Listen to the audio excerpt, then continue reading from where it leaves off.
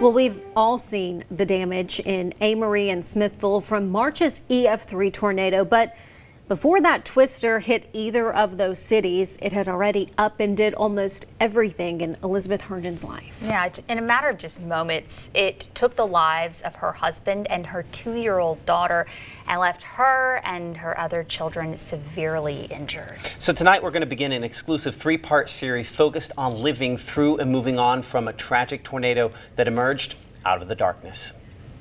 Like I told my family, I was like, it was so evil. There really are no other words. It was horrible. Worst experience thus far in my life, and I pray that I never go through anything like this ever again.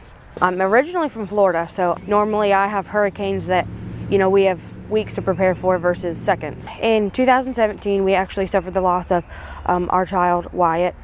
He had trisomy 13. Because family was so far away, we decided that we would like to come here. So you moved here, you moved to Monroe County. Can you talk about how things were, prior to the tornado? Really amazing. I mean, couldn't ask for more. We had, a roof over our head. Our kids were happy, everybody happy, healthy. In 2021, we did have our youngest daughter, Riley. There were some complications there, but it was just by the grace of God that she was even still with us. She was a little fighter. She had some holes in her heart. She had a lot of intestinal complications. She had several surgeries within weeks of being born. And she was actually scheduled 4 days after the tornado hit to have her very last surgery. But God had different plans, and it was her time to go home, even though I don't understand it completely. Tell me about your husband. Whew. The most amazing man I've ever met in my life. Always will be. Just my best friend, the person that God had for me, and I just couldn't be more proud of him that night and just what he did for our family and how he protected us the best way that he could. And that was him, protector. He always was. You mentioned that night. Can you tell me about, I guess, the day leading up to that evening, what you did? It was a Friday night, and he had to work the next day. So we were going to go to bed. Sometimes we call it camp out. We would all kind of make a little tent in the living room and watch whatever movie the kids wanted to watch. And, my father-in-law called and said, the weather's getting pretty ugly. And we could hear it, but we weren't exactly sure what to expect. It was dying down a little bit, so we kind of felt a little bit more secure and sort of like it was okay to maybe wind down for the night. That's when we heard, White Rock and McAllister, and I looked at him and we just knew. I said, that's us. And that's when the power went out, and we really didn't hear anything.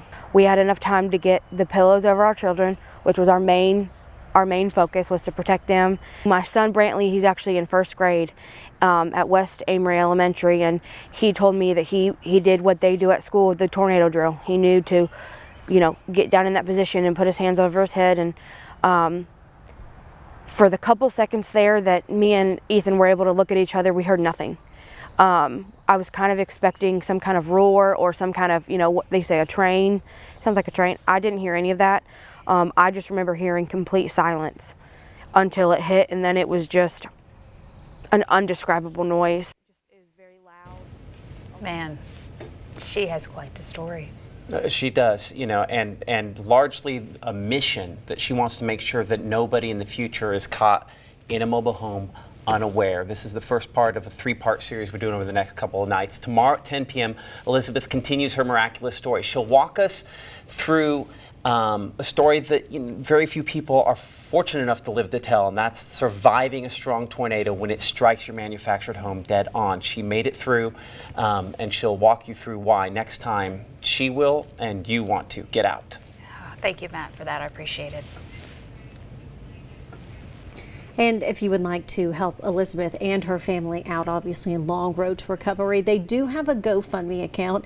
It's been set up by a family friend. So we have a link to that fundraiser right now on WTVA.com, or just simply use your smartphone, scan that QR code you see on your screen right now.